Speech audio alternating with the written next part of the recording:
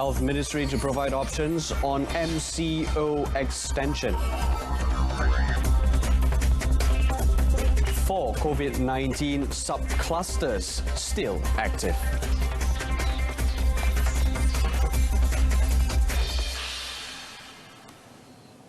You're watching Updates at Noon with me, Brendan Lipol. The Health Ministry will be looking at the increased rate of positive COVID-19 cases in the country before proposing to further extend the movement control order to the Cabinet and Prime Minister. Health Director General Dr. Noor Hisham Abdullah said the Ministry have seen the initial reports to analyse the overall data and will be doing its own modelling in terms of case projection. So, as far as we are concerned, there is no exponential growth that has been seen in our cases. Although we have not won the war yet, neither have we lost the war.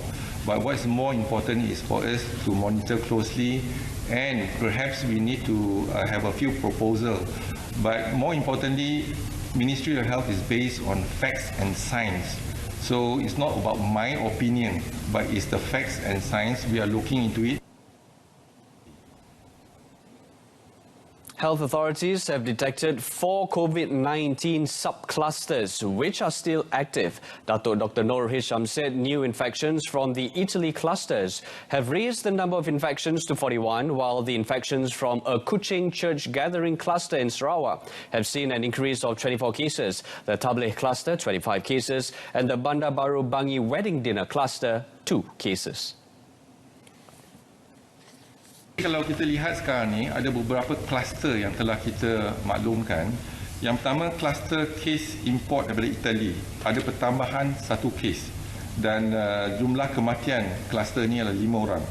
Dan jumlah kes setakat ni adalah 41 kes.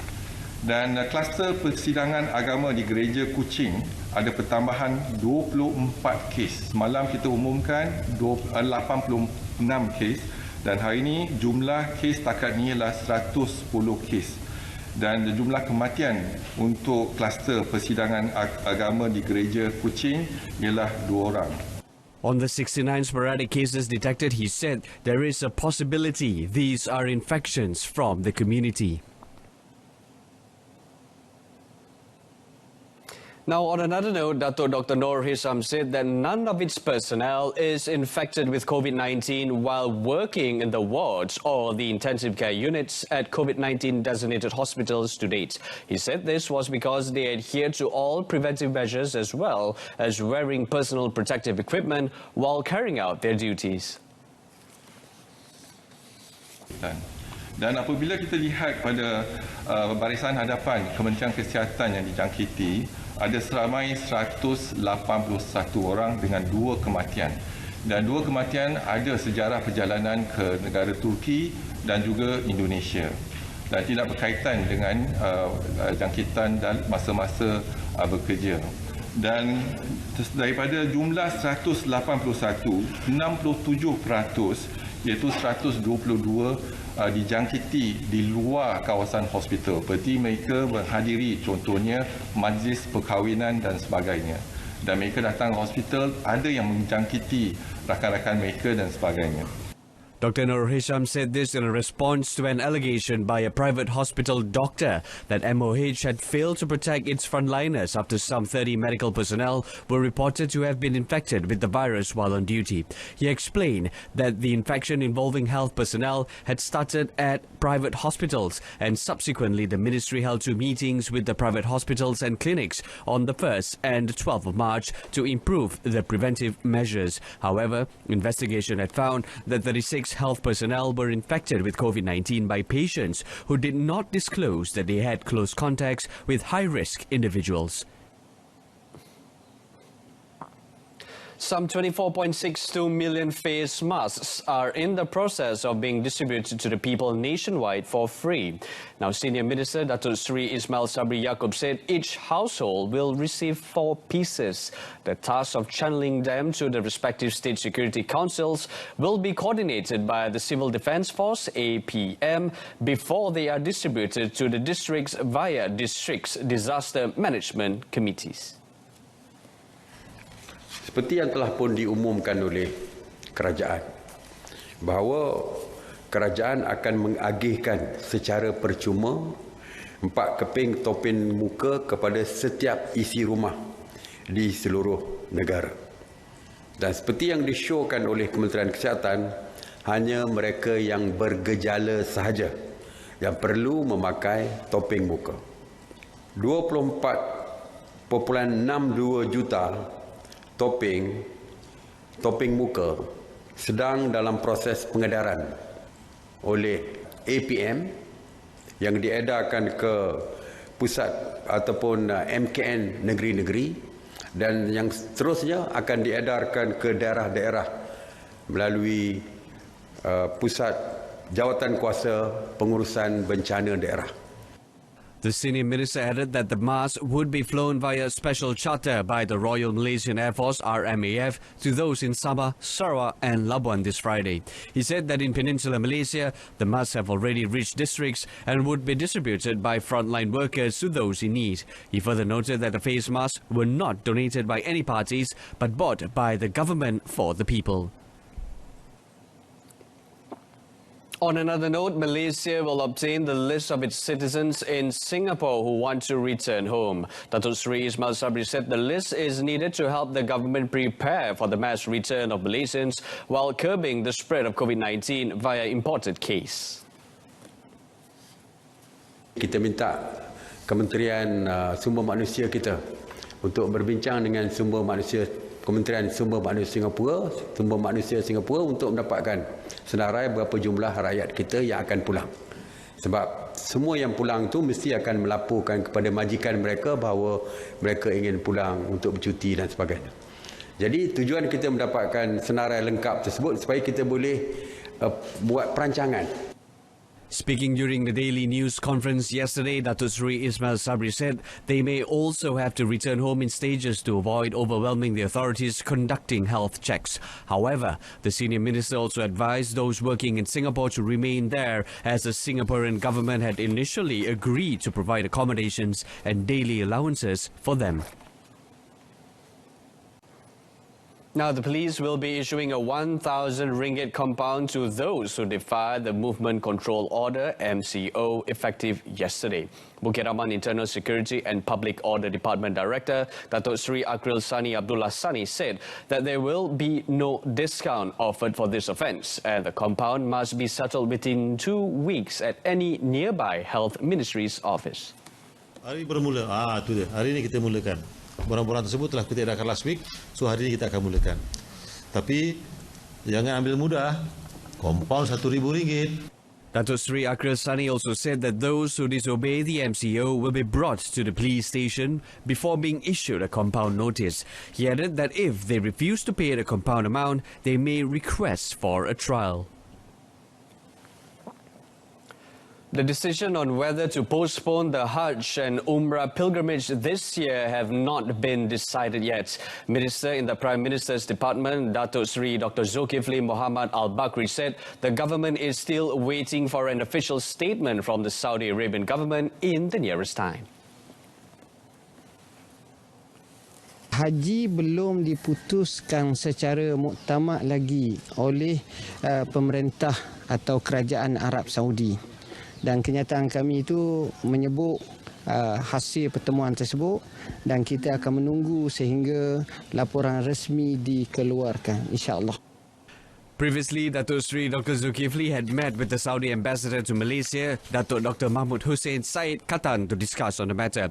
The meeting was made following the decision by the Saudi government to stop all international flights and block entry and exit movements to several cities, including Mecca and Medina. Saudi Arabia also suspended the year-round Umrah pilgrimage over fears of the deadly pandemic spreading to the two holy cities. Datuk Sri Dr. Zulkifli also advised all Muslims not to spread rumors or fake news about the issue. The Selangor state government has established e-Bazaar Ramadan Selangor Grab, an online platform to help small traders generate income during the Ramadan season following the cancellation of the annual Ramadan Bazaar in the state. Menteri Besar Datuk Sri Amiruddin Shariff said the initiative, in collaboration with Grab Malaysia, will enable people to purchase food for breaking fast online.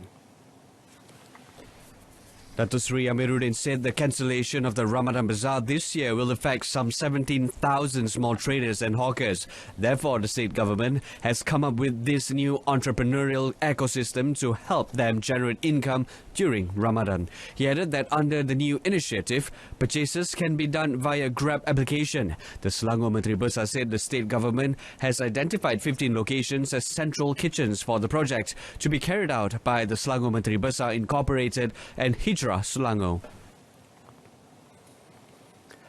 A total of 143 students and 5 teachers from a Mahat Tafiz in Perak Tengah have been quarantined for 14 days. The Perak Health Department, in a statement released, said all of them had close contact of a case who attended the Sri Petaling Tabligh gathering who tested positive for COVID-19 on the 6th of April.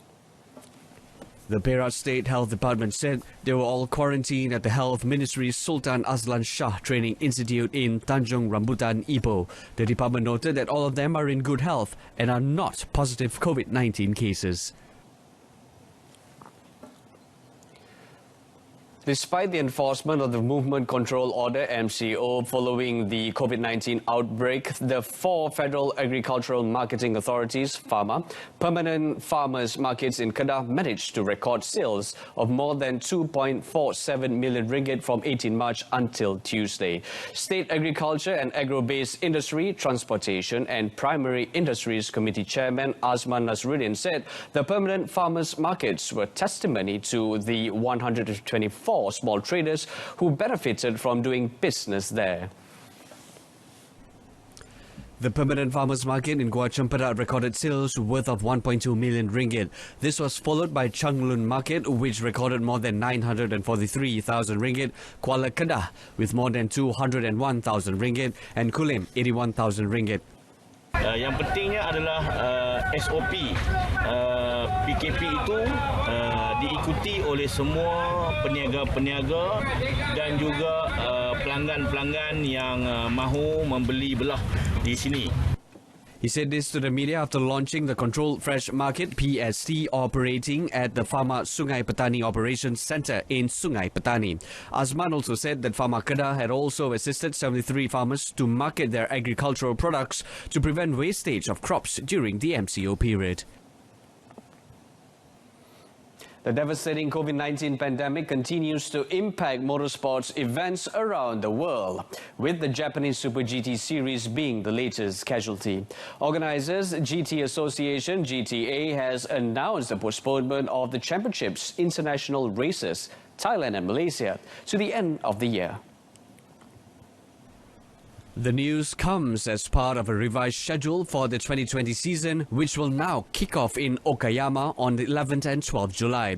The series remains committed to hosting all 8 races, GTA said, with the Southeast Asian races slated to close off the season in either December or January. It is also said it will continue to keep a close eye on the pandemic's developments and will consider making further changes if necessary. Originally slated to host round 5 of the championship's because right after Thailand, from 16 to 19 July, Malaysia was due to make a return to the Super GT calendar after a 7-year absence. It was also supposed to be the series' first night race, held under the recently installed lights of the Sepang International Circuit. Also postponed was the Suzuka round, initially penciled in for 30th to 31st of May, which will now take place before the fly-away races in Thailand and Malaysia at a to-be-determined date. Outgoing Sepang International Circuit SIC Chief Executive Officer Dato' Razlan Razali has expressed confidence that his successor Azan Shafriman Hanif can bring SIC to greater heights. Razlan, who held the post since the 8th of October 2008, said he was delighted to see major improvements to SIC over the years, including the rolling out of a 5-year master plan for the circuit in 2014. Dato' Razlan also played a big role in promoting talented Malaysian riders such as Zulfalmi Khairuddin on the world stage, besides establishing a solid pipeline for Malaysian motorsports development, including SIC MotoGP, Asia Talent Cup, and also the Spanish CEV Championship. He now looks forward to his role as team principal of the Petronas Sprinter Sepang racing team full-time, saying it will help him stay focused on the team's affairs. He also said that managing a MotoGP World Championship team would be an exciting chapter of his career. SIC announced the appointment of Azan Shafriman, the former head of Strategic Alliance in Petronas Brand Department, as its new CEO effective yesterday. That concludes today's updates at noon. A reminder of our top story: Health Ministry to provide options on MCO extension. Now, before we go, we at the English News Desk would like to remind everyone to remember to wash your hands regularly, practice social distancing, and most of all, let's adhere to the movement control order and just stay at home. Join us at 7 this evening on News on 2. Till then, I'm Brendan Lipol. Have a nice day.